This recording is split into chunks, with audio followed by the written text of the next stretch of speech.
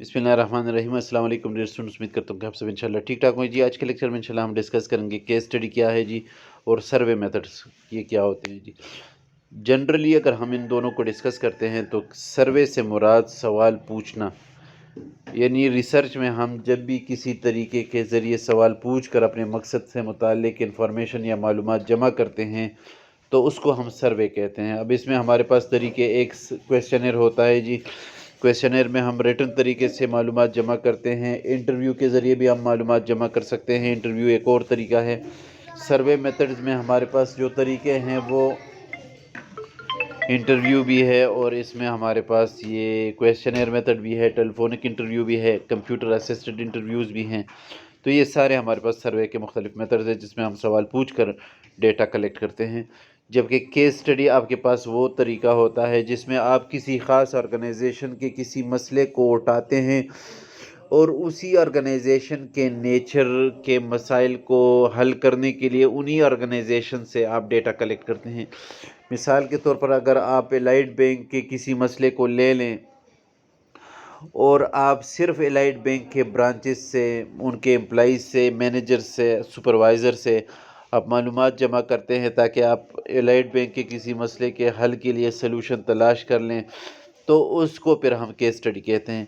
अब हमारे पास कुछ पॉइंट्स हैं जिनके ज़रिए हम मज़ीद इन दोनों में फ़र्क जो है वाज़े कर सकते हैं। सर्वे मेथड में हम ब्रॉड बेस्ड इन्वेस्टिगेशन करते हैं, इसमें हम बहुत डीप इंफॉर्मेशन कलेक्ट करते हैं और मसले को हल करने के लिए मालूमात जमा करते हैं।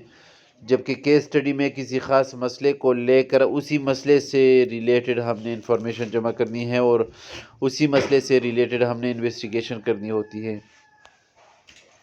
फिर दूसरे नंबर पर पॉइंट है जी covers a large number of units. इसमें आप बहुत बड़ा सैम्पल साइज़ ले सकते हैं और उस सैम्पल साइज़ में आपके पास मुख्तलिफ एजुकेशन के लोग आ सकते हैं, मुख्तलिफ एक्सपीरियंस के लोग आ सकते हैं, मुख्तलिफ एजेस के लोग आ सकते हैं। तो यूनिट्स इसमें बहुत सारे हो सकते हैं सर्वे में, जबकि केस स्टडी में आपके पास यूनिट एक ही होगा। मिसाल के तौर पर अगर आप किसी बैंक के किसी मसले को हल करने के लिए रिसर्च करते हैं तो लाजमी है कि उस बैंक में आप किसी ख़ास फील्ड से रिलेटेड, किसी ख़ास डिपार्टमेंट से रिलेटेड लोगों को स्टडी करेंगे, उनसे सवाल करेंगे, उनसे पूछेंगे और आप उसी मसले के हल के लिए उसी तरह के लोगों से आप इंफॉर्मेशन जो है वो जमा करेंगे।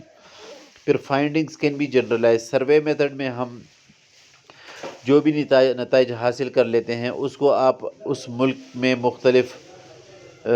मुख्तलिफ रिसर्चेस के लिए, मुख्तलिफ लोगों या पूरे पॉपुलेशन के लिए आप उसको जनरलाइज़ कर सकते हैं, उसके रिज़ल्ट को जनरलाइज़ कर सकते हैं। जबकि केस स्टडी में आप इंफॉर्मेशन को आप रिज़ल्ट्स को या फाइंडिंग्स को जनरलाइज़ नहीं कर सकते, बल्कि एलाइड बैंक के किसी मसले के लिए आपने जो इंफॉर्मेशन कलेक्ट की है, रिसर्च की है, आप उसी एलाइड बैंक के लिए उस इंफॉर्मेशन को इस्तेमाल कर सकते हैं। आप एलाइड बैंक के इंफॉर्मेशन को आप मुस्लिम कमर्शियल बैंक के लिए इस्तेमाल नहीं कर सकते, या एलाइड बैंक के इंफॉर्मेशन को आप टोबैको कंपनी के लिए उसके मसले को हल करने के लिए इस्तेमाल नहीं कर सकते। लास्ट पॉइंट है जी useful in testing the hypothesis about large social aggregates. आप सर्वे मेथड को इस्तेमाल कर सकते हैं हाइपोथेसिस टेस्ट करने के लिए, ताकि आप किसी बड़े सोशल एग्रीगेट, किसी बड़े सोशल फिनोमिना के लिए, आइडिया के लिए, प्रॉब्लम को हल करने के लिए आप उस इंफॉर्मेशन को इस्तेमाल करते हैं या उन हाइपोथेसिस को आप टेस्ट करने के लिए आप इस्तेमाल करते हैं।